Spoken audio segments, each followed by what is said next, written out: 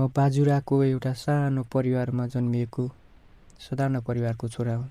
मेरो बुवा किसान हुनुहुन्छ, आमा घरको काम गर्छिन्। हाम्रो घर सानो थियो तर मेरो सपना ठुलो थियो। सानैदेखि म पढाइमा राम्रो थिएँ, विद्यालयमा सधैँ राम्रो नतिजा ल्याउँथे। गाउँका शिक्षकहरू भन्थे, त एक दिन ठुलो मान्छे बन्छस्।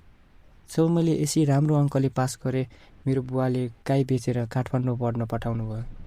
आमाले बिदाई गर्दा मेरो हात समातेर भन्नुभयो, हाम्रो दुःख तिमीले मात्र अन्त्य गर्न सक्छौ, पढेर ठुलो मान्छे बन्नु। त्यो दिन म भित्रैदेखि कसम खाएर काठमाडौँ आएको थिएँ कि म सफल भएरै फर्किनेछु। काठमाडौँ आएपछि सबै कुरा नौलो थियो। ठुलो सहर, नयाँ आवाज, भिड, तर म डराएन। मैले एउटा सानो कोठा भाडामा लिएँ। मेरो दिनचर्या निकै व्यस्त थियो। बिहान कलेज, दिउँसो लाइब्रेरी, बेलुका कोठामा बसेर पढाइ। म मोबाइल खासै चलाउँदैन थिएँ। मेरो लक्ष्य स्पष्ट थियो, म आफ्नो परिवारको सपना पुरा गर्नेछु। तर एक दिन बेलुका पढ्दै गर्दा थोरै आराम गर्न फेसबुक खोलेँ। त्यतिकैमा एउटा फ्रेन्ड रिक्वेस्ट आयो। नाम थियो सञ्जना श्रेष्ठ। पहिले त मैले सोचेँ चिन्दैन, एक्सेप्ट नगरेकै राम्रो। तर केही समयपछि मन बदलियो। के हुन्छ र, मैले एक्सेप्ट गरेँ। त्यो सानो निर्णयले मेरो जीवनको दिशा नै बदलिदियो भन्ने कुरा मलाई त्यति बेला थाहा थिएन। उसले हाई लेखी, मैले हेलो लेखेँ। सुरुमा सामान्य कुरा मात्रै हुन्थ्यो, पढाइ, घर, कलेज।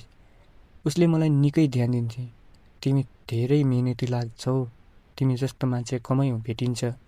म घरदेखि टाढा थिएँ, एक्लोपन पनि थियो। उसका शब्दहरूले मलाई विशेष महसुस गराउँथे। दिनदिनै कुराकानी बढ्दै गयो। अब म राति ढिलोसम्म जाग्न थालेँ। 10 बजे सुत्ने मान्छे 2 बजेसम्म अनलाइन बस्न थालेँ। बिहान कलेजमा निद्रा लाग्थ्यो, किताब खोल्दा पनि ध्यान मोबाइलमै जान्थ्यो। उसले कहिलेकाहीँ भन्थे, मलाई समय दिन सक्दैनौ भने म किन बसु। म डराउँथेँ, ऊ टाढा जान्छ कि। र म उसको लागि सबै कुरा त्याग्न थालेँ। मेरो पढाइ, घरको सपना भन्दा उसलाई महत्त्व दिन थालेँ। परीक्षा नजिकै थियो, तर म पढाइभन्दा च्याटमा व्यस्त थिएँ। मैले आफूलाई धेरै पटक सम्झाएँ, अब पढ्नुपर्छ, तर मोबाइल हातबाट छुटेन। परीक्षा आयो, म आत्मविश्वासविहीन थिएँ। नतिजा आयो, म फेल भएँ। त्यो दिन मेरो संसार नै भत्कियो। घरबाट फोन आयो, बुबाको स्वर कडा थियो। यति दुःख गरेर पढायो, तिमीले त्यही गर्न पठाएका थियौ। आमाको आवाज सुन्दा मेरो मुटु चिरियो। मसँग कुनै जवाब थिएन। मैले सोचेँ ऊ त मेरो साथमा होला। तर केही दिनपछि उसले लेखी, म आफ्नो भविष्य बिगार्न सक्दिनँ, हामी यत्तिकैमै रोकिनु राम्रो। त्यो मेसेज पढ्दा म भित्रैदेखि टुटेँ। जसका लागि मैले आफ्नो सपना त्यागेँ, उही मान्छेले मलाई सजिलै छोडेर गइन्। म भित्रैबाट खाली भएँ। तनाव, निराशा, पछुतो सबै एकचोटि आयो। कोठामा बस्न मन लागेन।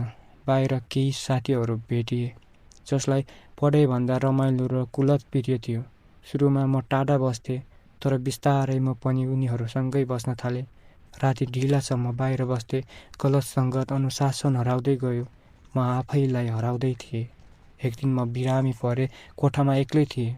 त्यो रात मैले आमाको पुरानो मेसेज पढेँ, बाबु, जति जे भए पनि हामी तिम्रै साथमा छौँ। मेरो आँखा भरियो। मैले ऐनामा आफूलाई हेरेँ। पहिलेको सपना बोकेको केटा हराइसकेको थिएँ। त्यो दिन मैले निर्णय गरेँ, अब आफूलाई फेरि भेटिनेछु।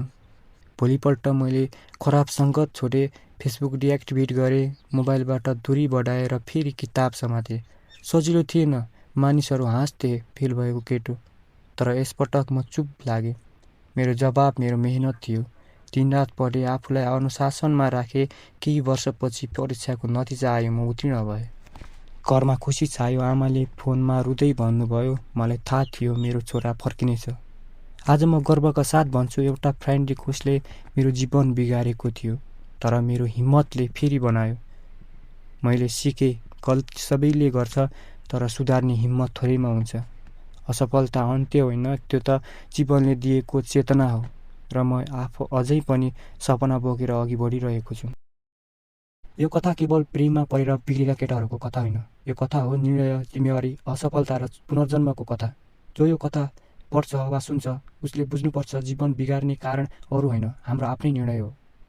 तर यही निर्णयले जीवन फेरि बनाउन पनि सकिन्छ भन्ने कुरा बुझ्नु जरुरी छ।